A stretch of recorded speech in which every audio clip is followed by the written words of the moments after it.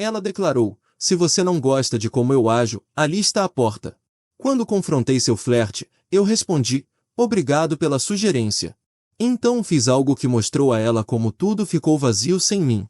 Bem, deixa eu te contar exatamente como essa bagunça toda começou.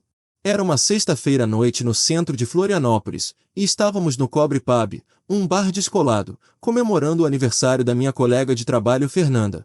Eu tinha nos levado no meu Honda Civic, paguei nosso jantar antes, e já estava no terceiro chopp do que pensei que seria uma noite divertida com a Isabela.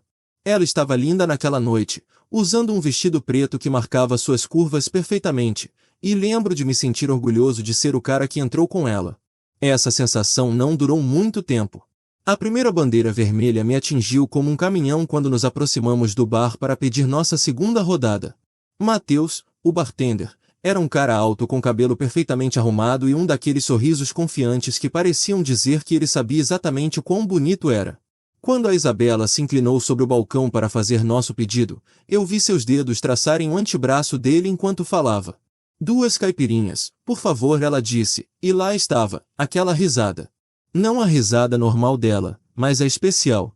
Aquela que soava como sinos de vento misturados com mel puro.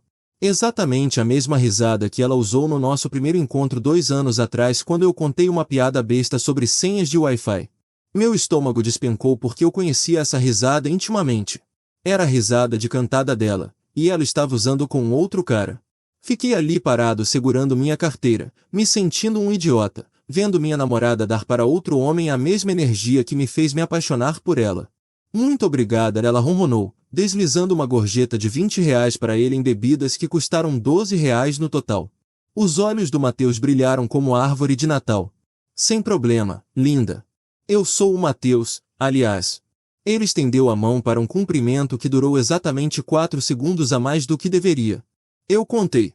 Isabela, ela respondeu, enrolando uma mecha do cabelo castanho no dedo, outro movimento que eu reconhecia dos nossos primeiros tempos de namoro.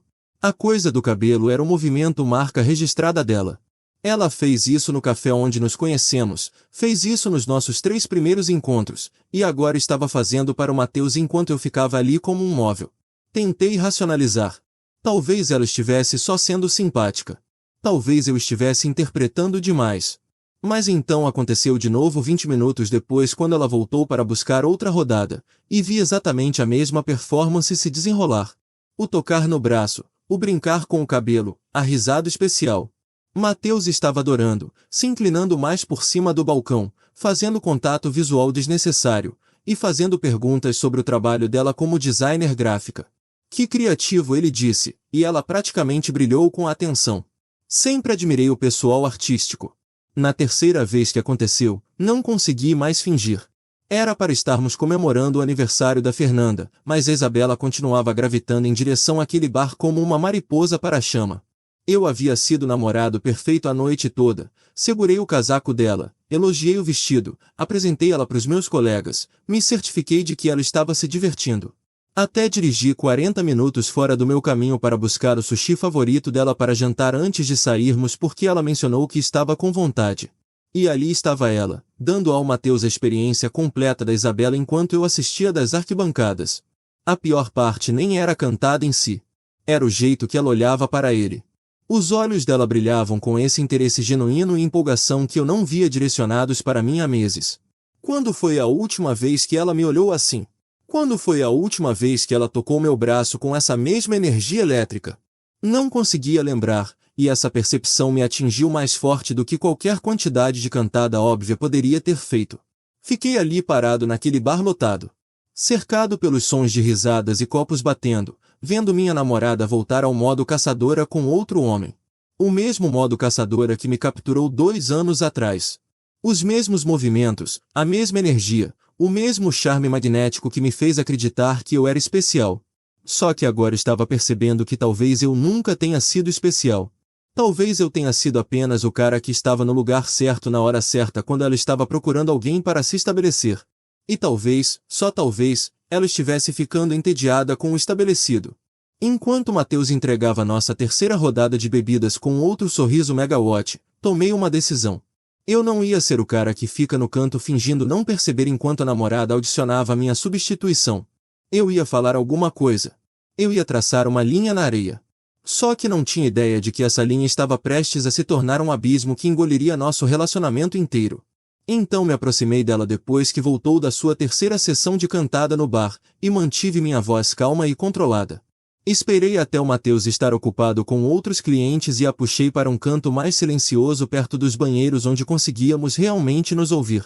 Ei, podemos conversar um segundo, eu disse, e ela imediatamente fez aquela cara defensiva como se soubesse exatamente o que estava vindo. Isabela, preciso falar sobre algo que tem me incomodado esta noite.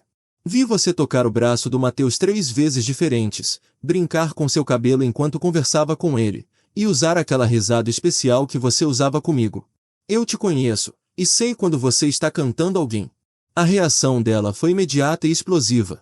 Ela revirou os olhos tão forte que pensei que poderiam ficar presos na parte de trás da cabeça. Ai, meu Deus, Henrique, você tá falando sério agora? Você tá sendo completamente inseguro e honestamente, não é nada atraente. O jeito que ela disse não é nada atraente me atingiu como um tapa na cara. Não era só desrespeitoso, era cruel. Não estou sendo inseguro, respondi, tentando manter minha voz firme. Estou sendo observador. Tem diferença entre ser amigável e o que você estava fazendo lá. Você tá dando para ele a mesma energia que você me dava quando nos conhecemos. Ela soltou uma risada amarga que não soava nada como a risada de cantada. E se eu estiver? Talvez eu seja naturalmente charmosa. Talvez seja assim que eu sou. Você sabia disso quando começou a namorar comigo. A lógica estava distorcida, mas continuei. Ser charmosa é uma coisa, mas ativamente cantar outro cara enquanto estou bem aqui é desrespeitoso. Me faz sentir invisível, como se eu não importasse. Foi aí que ela realmente se descontrolou. Sabe de uma coisa, Henrique? Você tá sendo absolutamente exaustivo. Não consigo nem ter uma conversa normal com alguém sem você analisar cada palavra e gesto como algum tipo de detetive. É sufocante. Ela cruzou os braços e me encarou com uma expressão fria que eu nunca tinha visto antes. Eu estava sendo amigável. É isso que pessoas normais fazem em festas. Conversam com outras pessoas. Riem. Se divertem. Mas aparentemente, você quer que eu sente num canto e só fale com você a noite toda como algum tipo de prisioneira. Senti minha mandíbula contrair. Não foi isso que eu disse. Não estou pedindo para você ser uma prisioneira. Estou pedindo para você respeitar nosso relacionamento e não cantar outros homens na minha frente. Tem uma diferença clara entre ser sociável e fazer o que você estava fazendo. Ela jogou as mãos pro alto exasperada. É exatamente disso que estou falando. Você tá tão paranoico e controlador que não consegue nem me deixar ser eu mesma. Você sabe o quão desgastante é ter que se preocupar constantemente se meu namorado vai ter um surto porque sorri para alguém. A palavra surto doeu porque eu tinha sido tudo menos dramático. Tinha me aproximado disso com calma, racionalmente, e ela estava me fazendo parecer algum tipo de lunático instável. Não estou tendo um surto, Isabela. Estou tentando ter uma conversa de adultos sobre limites. O fato de você estar ficando tão defensiva me diz que você sabe exatamente o que estava fazendo. O rosto dela se contorceu em algo feio. Limites? Você quer dizer suas inseguranças? Porque é disso que se trata realmente, não é? Você se sente ameaçado pelo fato de outros homens me acharem atraente. Você tem medo de que talvez eu perceba que posso arrumar coisa melhor. As palavras ficaram suspensas no ar entre nós como veneno. Senti algo dentro de mim mudar, como uma porta batendo. É isso que você pensa? Que pode arrumar coisa melhor? Ela deu de ombros, e esse gesto casual foi de alguma forma pior do que se ela tivesse gritado comigo. Só estou dizendo, talvez você devesse trabalhar seus próprios problemas em vez de tentar controlar os meus. Talvez se você fosse mais confiante, mais divertido, mais, sei lá, mais como você costumava ser, não estaríamos tendo essa conversa. Mais como eu costumava ser. As palavras ecoaram na minha cabeça. Quando eu parei de ser suficiente para ela? Quando se preocupar com nosso relacionamento virou um defeito de caráter? Então agora é culpa minha, perguntei, e pude ouvir o cansaço se infiltrando na minha voz. O fato de você estar cantando outro cara é de alguma forma meu problema para resolver. Ela soltou outro suspiro exasperado. Henrique, cansei dessa conversa. Cansei do seu ciúme, das suas acusações, da sua necessidade constante de fazer tudo sobre você. Se você tá tão infeliz com como eu ajo, Se você tá tão miserável estando comigo, então aqui vai uma dica, ali tá a porta. Ninguém tá te forçando a ficar. Ela gesticulou em direção à saída com um movimento teatral da mão. Talvez você devesse usá-la. O silêncio que se seguiu foi ensurdecedor. Mesmo com a música e as conversas da festa, eu conseguia ouvir meu próprio batimento cardíaco nos ouvidos. Ela ficou ali parada de braços cruzados, queixo erguido desafiadoramente, esperando que eu recuasse e me desculpasse como provavelmente havia feito uma dúzia de vezes antes em discussões menores. Mas algo era diferente desta vez. Algo havia se quebrado dentro de mim quando ela sugeriu que eu não era bom o suficiente, quando ela transformou minhas preocupações legítimas sobre o comportamento dela em defeitos de caráter que eu precisava consertar. Olhei para ela ali parada, essa mulher que eu havia amado por 2 anos, e percebi que ela estava certa sobre uma coisa. Sabe de uma coisa, Isabela? Obrigado pelo lembrete. Peguei meu celular e cancelei nosso Uber para mais tarde. Acho que vou usar essa porta sim. A expressão dela mudou instantaneamente de desafiadora para confusa. Peraí, o quê? Henrique, eu não quis dizer, mas eu já estava indo embora, deixando ela ali parada naquele canto perto dos banheiros, provavelmente se perguntando se eu estava realmente falando sério. Eu estava. Pela primeira vez em meses, eu estava completa, cristalina e claramente falando sério. A volta para casa foi o momento mais claro que minha cabeça esteve em meses. Não acelerei, não freiei bruscamente, nem sequer aumentei o som. Apenas dirigi pelas ruas de Florianópolis em completo silêncio, sentindo essa estranha sensação de calma me envolver.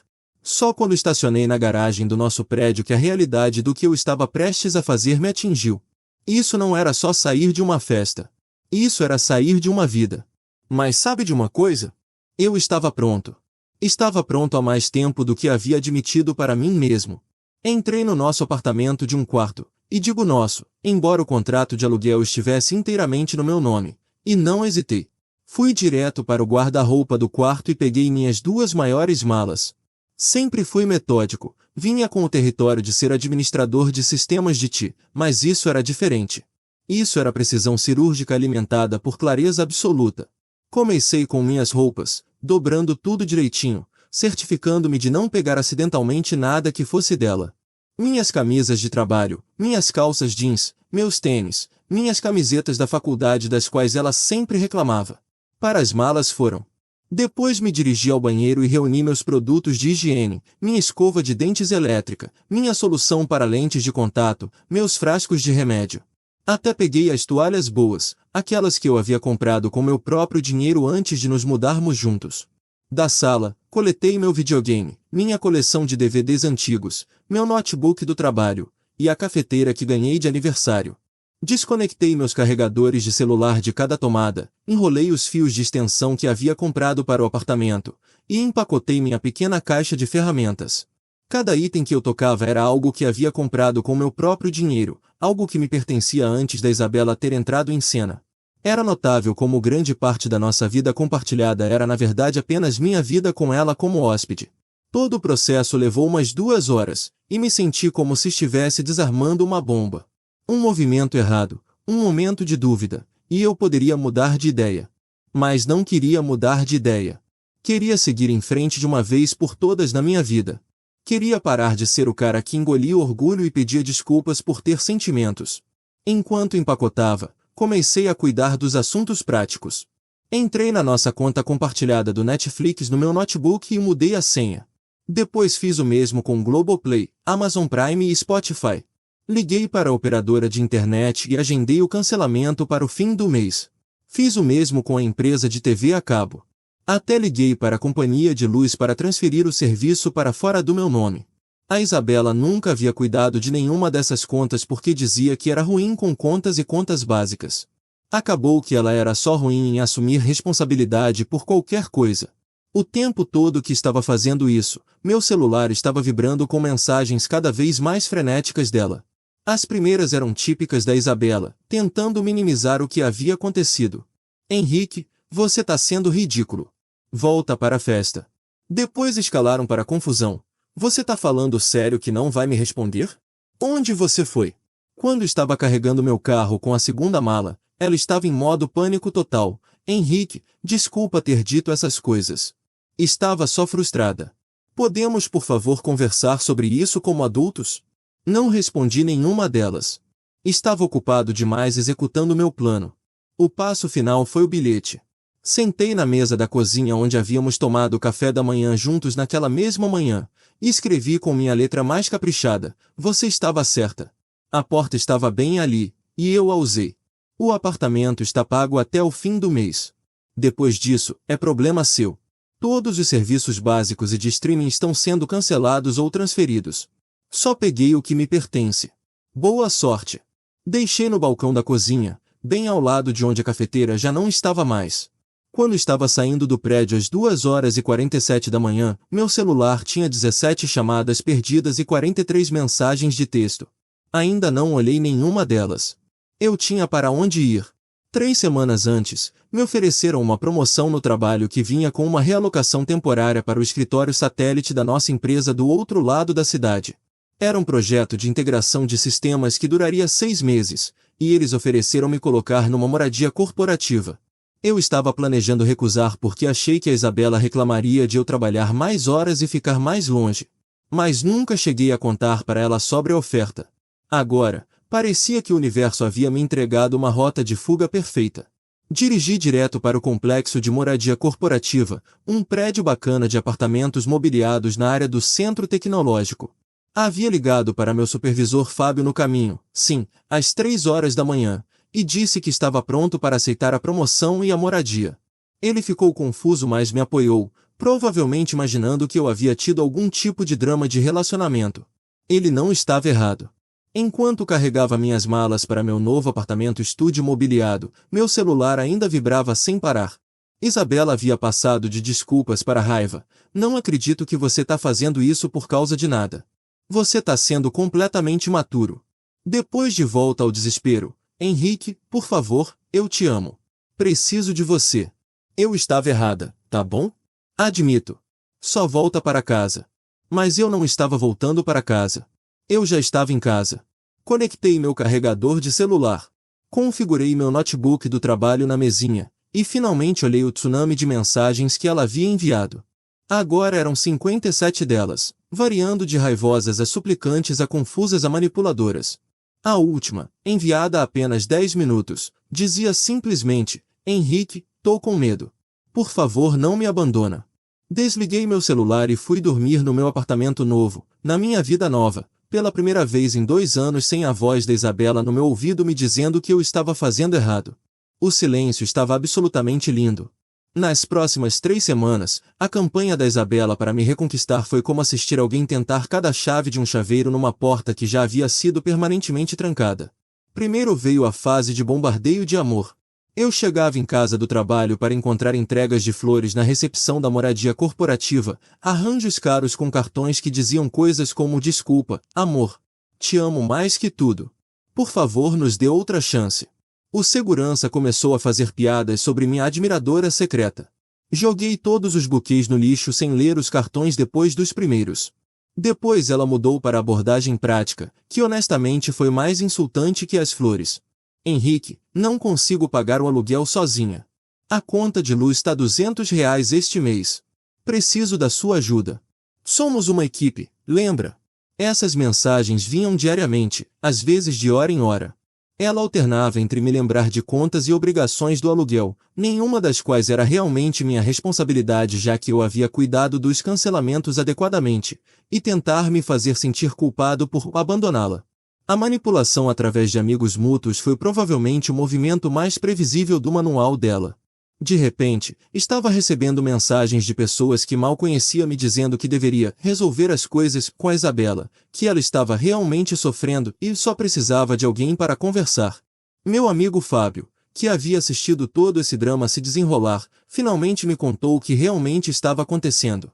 Cara, ela tá ligando para todo mundo que a gente conhece, chorando sobre como você a deixou sem casa e de coração partido por nada. Ela tá se pintando como vítima de algum tipo de abuso emocional. Foi aí que soube que ela havia cruzado uma linha que não podia descruzar. Mas o universo tem uma forma engraçada de lidar com mentirosos, e a Isabela estava prestes a aprender essa lição da pior maneira. A coisa toda desmoronou quando ela cometeu o erro de falar mal de mim nas redes sociais. Ela postou essa história longa e dramática sobre ser abandonada por alguém que dizia me amar e como algumas pessoas não conseguem lidar quando o parceiro é naturalmente amigável e social. Ela fez parecer que eu a havia deixado porque ela sorriu para um estranho. O post recebeu muitos comentários de simpatia de pessoas que não conheciam a história toda. Mas então o Matheus, o bartender daquela noite, viu o post. E o Matheus, aparentemente, tinha consciência.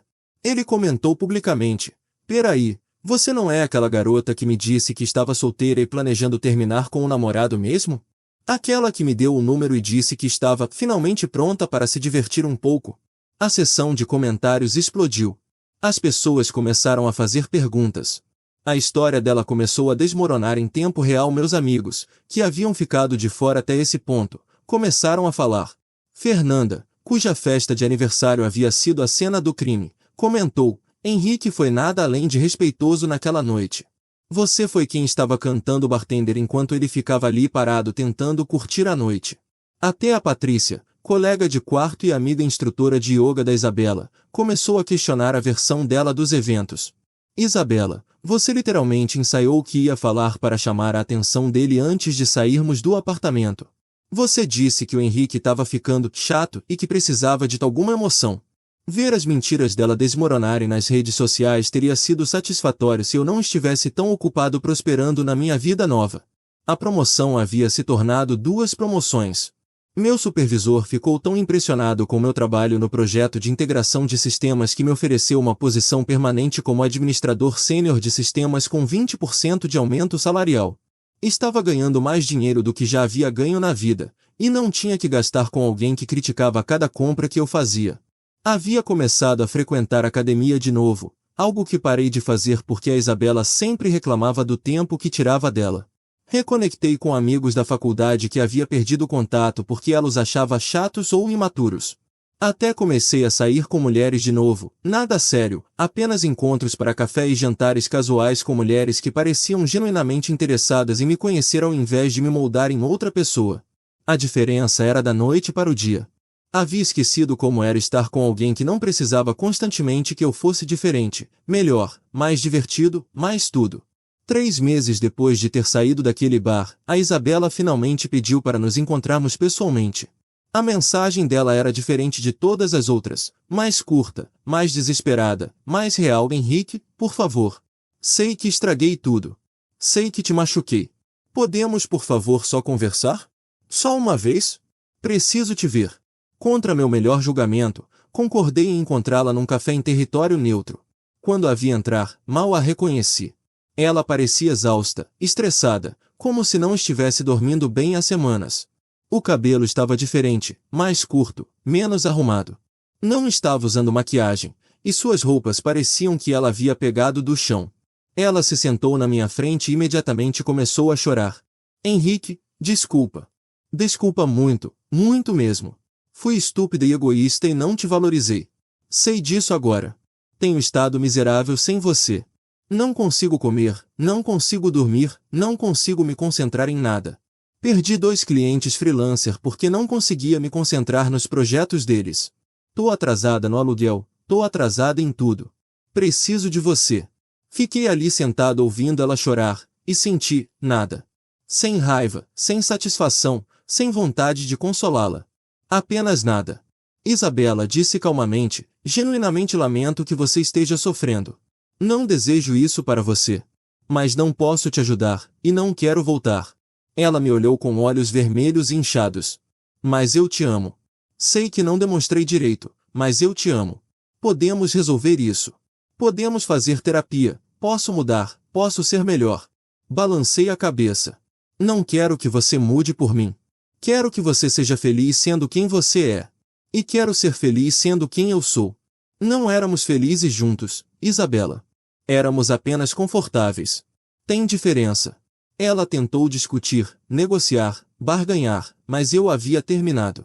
Passei 3 meses construindo uma vida que parecia autenticamente minha, e não ia trocá-la pelo caos e crítica dos quais havia escapado.